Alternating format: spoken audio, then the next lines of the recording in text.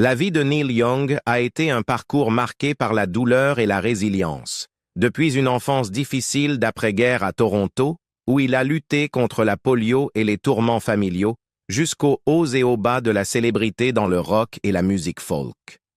Ses succès intemporels comme Old Man, Harvest Moon et Heart of Gold résonnent non seulement par l'éclat de sa créativité, mais aussi par la douleur des relations brisées, des mariages houleux et des difficultés à élever des enfants dans des circonstances compliquées. Aujourd'hui, âgé de plus de 80 ans, son histoire témoigne du pouvoir de la musique à transformer une tragédie personnelle en art durable. Surmonter la polio et les tourments familiaux pour forger une carrière musicale légendaire. Neil Percival Young, connu dans le monde entier sous le nom de Neil Young, est né en 1945 à Toronto, en Ontario, au sein d'une modeste famille d'après-guerre où l'expression créative était chérie malgré les épreuves quotidiennes. Son père, Scott Alexander Young, écrivain, journaliste et chroniqueur sportif doté d'un talent naturel pour le récit, et sa mère bienveillante, Edna Blow Ragland, ont cultivé un foyer riche en culture et en histoire. Aux côtés de son frère aîné, Robert Bob Young, Neil a grandi dans un environnement qui célébrait l'art et la littérature dès son plus jeune âge. Peu après, la famille quitta Toronto pour s'installer dans la petite ville rurale d'Omemee, en Ontario, un petit coin paisible qui laisserait une empreinte indélébile sur lui. Dans ce cadre tranquille, les prémices de sa vie artistique furent plantées, même si les dures réalités de l'après-guerre jetaient de longues ombres. Au début des années 1950, Neil fit face à un revers majeur lorsqu'il contracta la polio lors de la dernière grande épidémie en Ontario, ce qui le laissa partiellement paralysé du côté gauche. Plutôt que d'éteindre sa passion naissante, cette épreuve forgea en lui une résilience qui allait plus tard imprégner sa musique. Pour faciliter sa guérison, la famille passa les hivers en Floride, où Neil fréquenta brièvement l'école élémentaire Faulkner à New Smyrna Beach, avant de revenir au Canada. La famille Young s'installa finalement à Winnipeg, une ville dont les vastes paysages froids et la scène musicale locale dynamique jouèrent un rôle déterminant dans la formation de son identité musicale. À Winnipeg, Young commença à expérimenter avec des instruments tels que le ukulélé et le banjo, évoluant d'un ukulélé amélioré à un ukulélé banjo, puis à un ukulélé baryton, tout sauf une guitare, comme il l'expliqua par la suite. Les sons dynamiques du rock'n'roll et de la musique folk, diffusés à la radio et joués en live, éveillèrent son imagination et laissèrent une empreinte indélébile sur sa vision créative, des influences telles qu'Elvis Presley et Chuck Berry tissant une riche tapisserie d'inspiration. Les tourments familiaux compliquèrent davantage ces années de formation. En 1960, l'effondrement du mariage de ses parents et la douloureuse séparation d'avec son frère aîné accentuèrent son immersion dans la scène musicale locale. En 1963, mu par un engagement sans faille envers son art, Young prit la décision qui allait changer sa vie en quittant le lycée pour fonder son premier groupe stable, les Squires. Ce pas audacieux le plaça fermement sur la voie qui le conduirait à devenir l'une des figures les plus influentes du rock et de la musique folk. Un parcours défini par la résilience, la passion et la quête incessante de l'expression créative. Des sacrifices inlassables et une passion indéfectible pendant les années formatrices. Le parcours musical précoce de Neil Young a été marqué par des revirements tragiques, des sacrifices incessants et un engagement sans faille envers son art, malgré des difficultés constantes. Au début des années 1960, animé par une soif créative insatiable, Young a pris la décision qui a changé sa vie en quittant le lycée pour se consacrer à la musique. Un choix qui l'a conduit sur une voie mêlant espoir et incertitude. Ayant grandi dans les quartiers ouvriers de Winnipeg, ses premières incursions dans la musique furent des actes de défi et des évasions désespérées d'une existence apparemment vouée à la médiocrité. Alors qu'il fréquentait l'école secondaire Earl Grey à Fort-Rouge, il forma son premier groupe, les Jades, et noua dès ses débuts des alliances avec des musiciens comme Ken Kobloon. Son engagement dans divers groupes de rock instrumental au lycée Kelvin le poussa finalement à abandonner l'éducation formelle au profit d'une carrière musicale imprévisible, une décision qui lui coûta un avenir stable et le plongea dans un monde de lutte constante et de tragédies personnelles. En 1963, Young confirma son engagement en formant le groupe folk rock les Squires, un groupe qui devint bientôt le symbole à la fois d'une promesse artistique et d'un chagrin inévitable. Avec des membres tels que Ken Kobloon, Jeff Walkert et Bill Edmondson, les Squires connurent un succès local modeste grâce à un hit intitulé The Sultan. Au cours des 3 années suivantes, ils parcoururent sans relâche divers lieux, jouant dans des centres communautaires, des salles de danse, des clubs et des écoles à travers Winnipeg et le Manitoba rural. Leur emploi du temps chargé les mena dans des villes comme Selkirk, Nepawa, Brandon et même dans le nord de l'Ontario, où l'isolement et les voyages incessants soulignaient la précarité de leur existence. À Fort William, ils enregistrèrent des démos produites par le talent local Ray D, un prélude au son plus abouti que Young parviendrait plus tard à développer. Malgré ses premiers succès, la menace de la dissolution du groupe et l'incertitude planaient toujours. Alors que Young s'affirmait sur la scène folk canadienne, il rencontra des talents émergents tels que Joni Mitchell et The Guess Who, des expériences qui enrichirent son écriture et insufflèrent à sa musique la beauté mélancolique plus tard immortalisée dans des titres comme Sugar Mountain. Réfléchissant à ses influences, Young avait un jour déclaré que Phil Ochs était une grande influence pour moi et qu'il se trouvait au même niveau que Dylan à mes yeux. En 1966, une nouvelle tragédie survint lorsque Young rejoignit les Mina Birds, un projet prometteur de Motown qui s'effondra après l'arrestation de Rick James. Avec son avenir incertain, Young et le bassiste Bruce Palmer mirent en gage le matériel du groupe pour acheter un corbillard Pontiac et fuir vers Los Angeles. Ironiquement, Young admira plus tard avoir vécu aux États-Unis illégalement jusqu'à l'obtention de sa carte verte en 1970, un rappel saisissant de la précarité de ses débuts alors même que son étoile commençait à briller. Une saga de créativité révolutionnaire. La carrière de Neil Young est une saga de créativité révolutionnaire, de conflits internes et de tragédies personnelles. Un parcours qui a commencé par une rencontre fatidique sur Sunset Boulevard et s'est transformé en l'un des récits les plus influents de l'histoire du rock. Après son arrivée à Los Angeles, le destin intervint lorsque Young et son ami Bruce Palmer rencontrèrent de Stephen Stills et Richie Furay lors d'une rencontre fortuite dans la circulation sur Sunset Boulevard. Ce moment providentiel mena à la formation de Buffalo Springfield, un groupe qui allait contribuer à façonner les genres émergents du folk rock et du country rock. Leur premier album éponyme, sorti en 1966, mêlait folk, country, psychédélisme et rock, sublimé par les guitares solistes jumelles de Stills et Young. Le disque rencontra un succès commercial, renforcé par le hit engagé de Steele, For What It's Worth, et les harmonies mélodiques distinctives de Young à la guitare électrique. Pourtant, alors que le son de Buffalo Springfield récoltait les éloges de la critique, des tensions internes commencèrent à déchirer le groupe.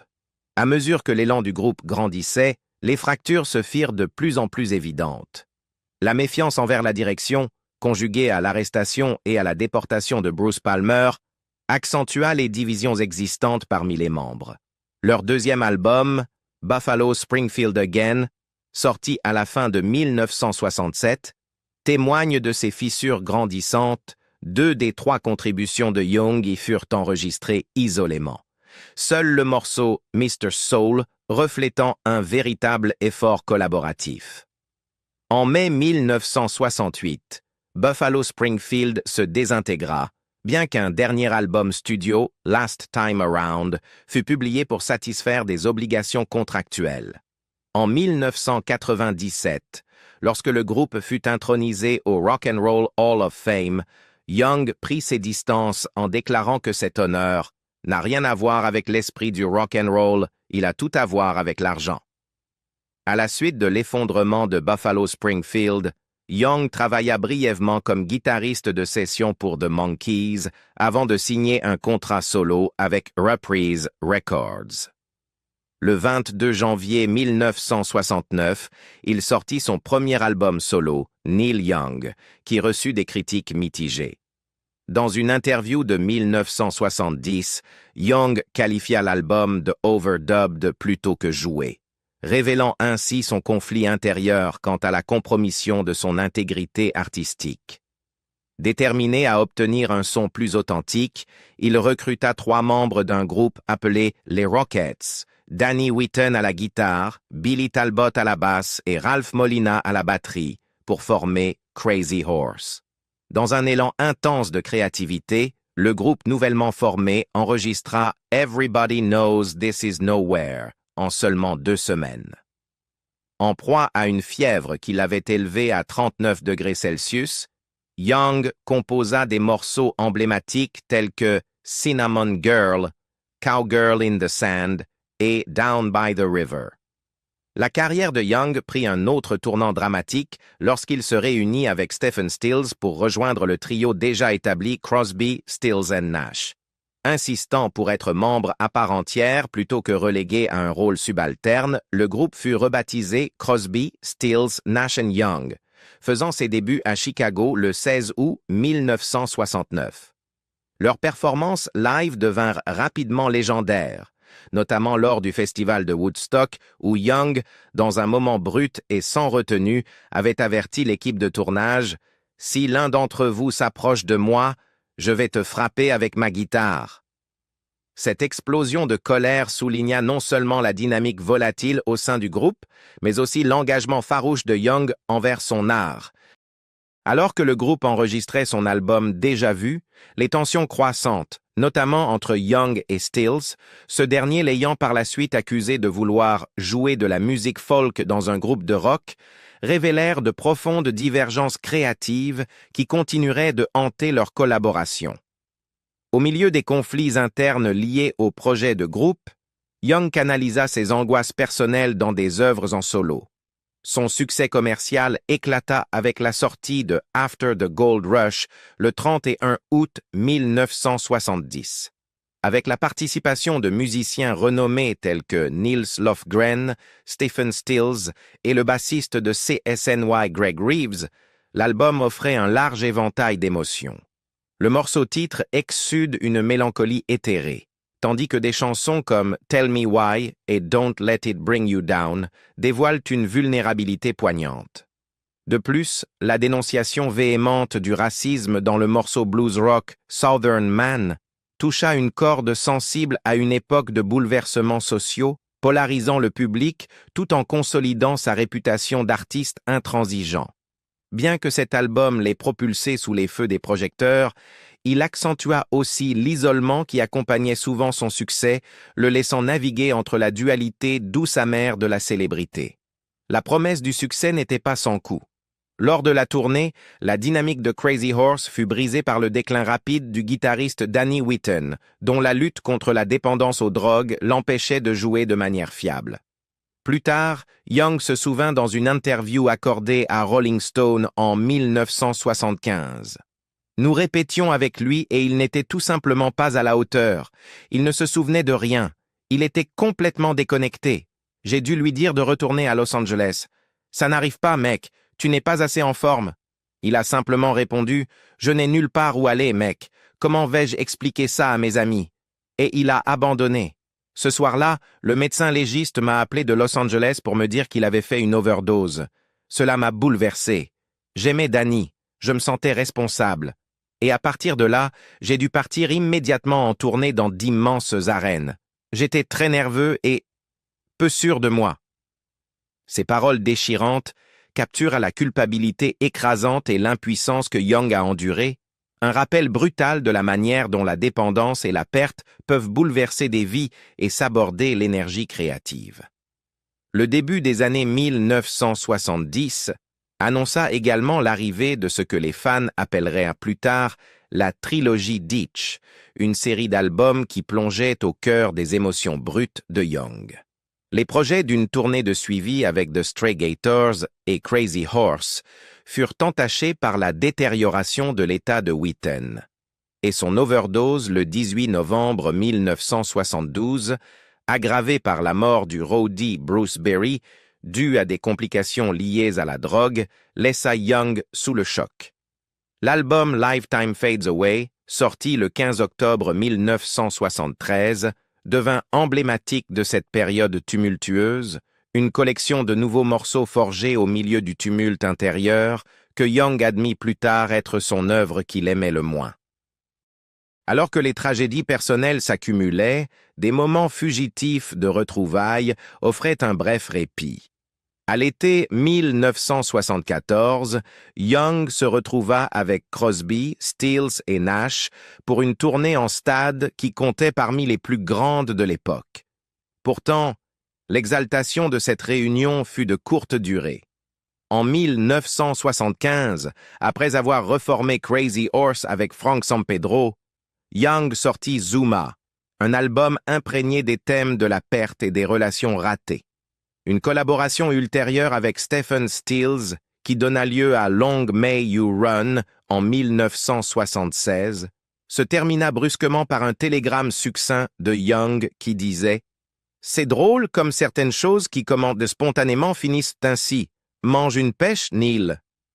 Ce bref message capturait la nature éphémère des alliances créatives et le cycle sans fin d'espoir et de chagrin qui ponctuait sa carrière. Dans les années 1970, Neil Young consolida sa réputation comme l'une des voix les plus innovantes du rock. Après le succès retentissant d'After the Gold Rush en 1970, qui mêlait introspection et commentaires sociaux percutants, il continua de repousser les limites musicales.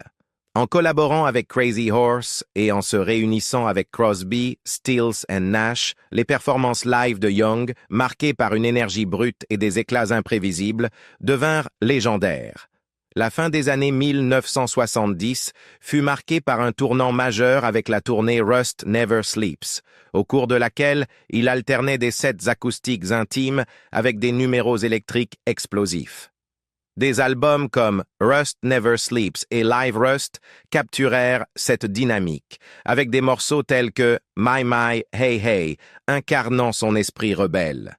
Les années 1980 apportèrent à la fois expérimentation et défi.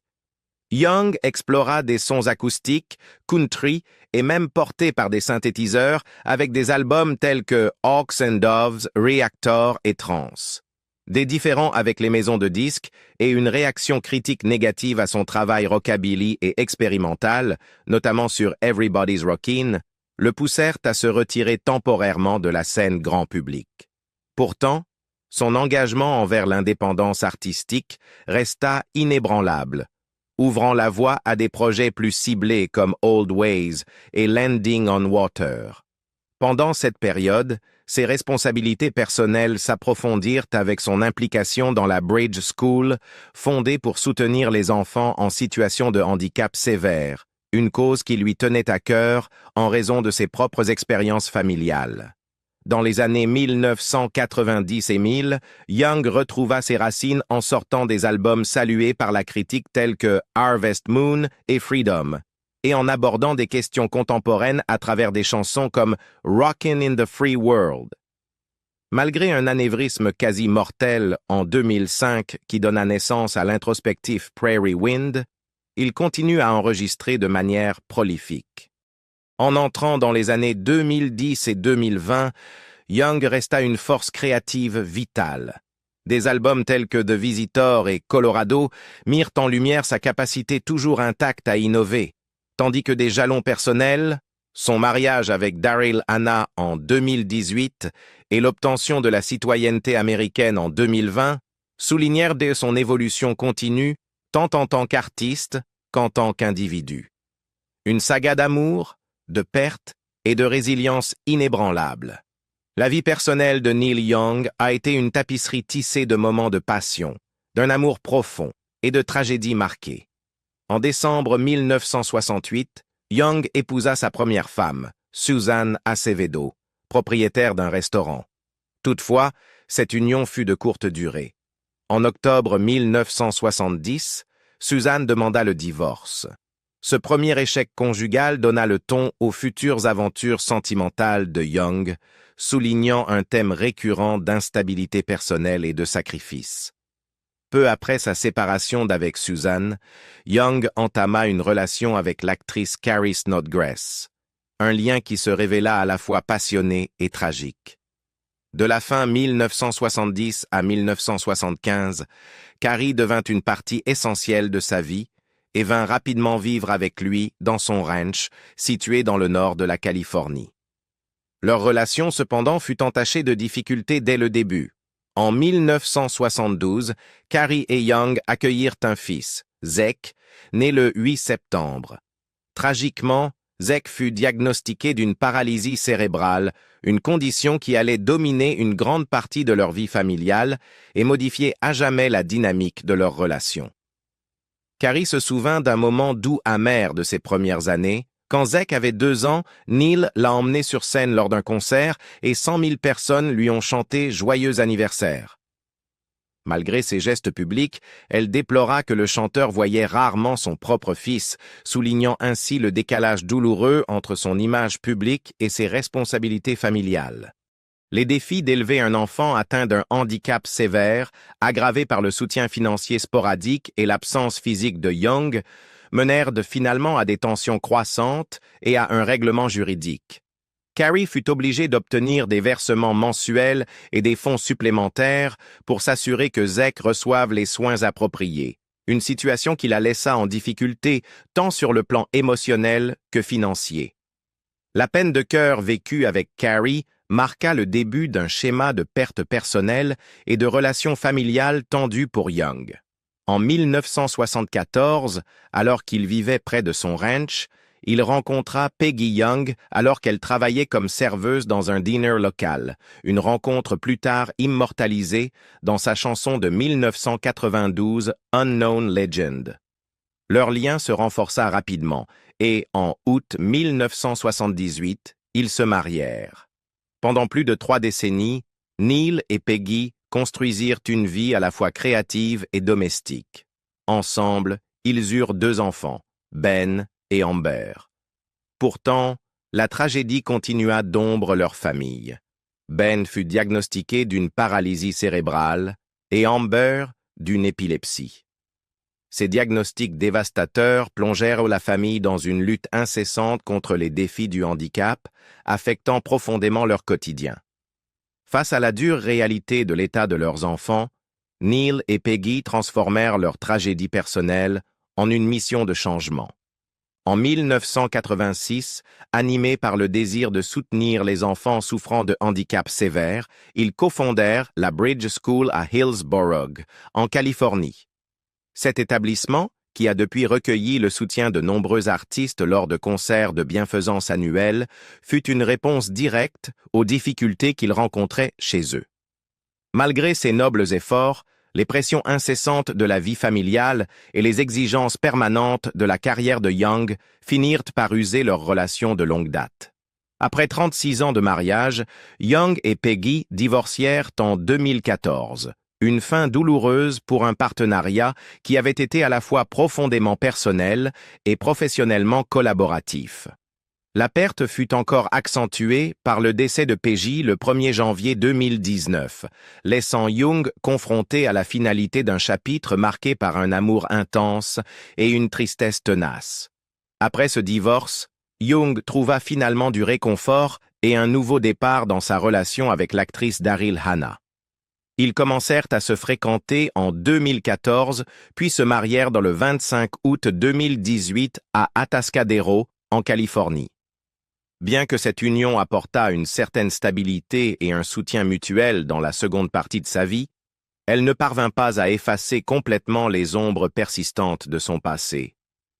La relation de Young avec Hannah, bien que marqué par une aisance apparente et une vision artistique partagée, coexiste avec le lourd héritage de ses tragédies antérieures.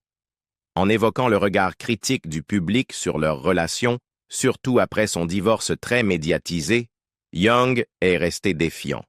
On s'en fout. On s'en fiche, parce qu'ils ne savent pas de quoi ils parlent, avait-il déclaré, soulignant ainsi sa priorité pour le bonheur personnel plutôt que pour le jugement des médias. Au-delà de ses relations amoureuses, le parcours personnel de Neil Young est également marqué par des problèmes de santé persistants et des luttes contre la toxicomanie. Avoir contracté la polio lors de la dernière grande épidémie en Ontario en 1951 lui a laissé des limitations physiques à vie. De plus, il lutte contre l'épilepsie depuis sa jeunesse, des expériences qui l'ont contraint à annuler des tournées et à faire des pauses intermittentes dans sa carrière effrénée. Les turbulentes années 1970, une période où la drogue et l'alcool régnaient dans la scène rock, ont encore aggravé ses difficultés personnelles. Ses combats contre l'addiction et les cicatrices qu'ils ont laissées sur sa santé et ses relations sont devenus un thème récurrent dans ses interviews et ses chansons, contribuant à une image publique aussi brute que sincère et tragique. La vie de Neil Young est une histoire de lutte et de profondes pertes personnelles qui ont façonné sa musique intemporelle.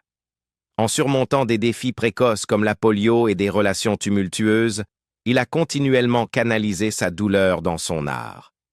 Aujourd'hui, âgé de plus de 80 ans, malgré des problèmes de santé persistants et des combats passés contre l'addiction, la musique de Neil demeure un puissant témoignage de la façon dont la souffrance personnelle peut nourrir une créativité exceptionnelle.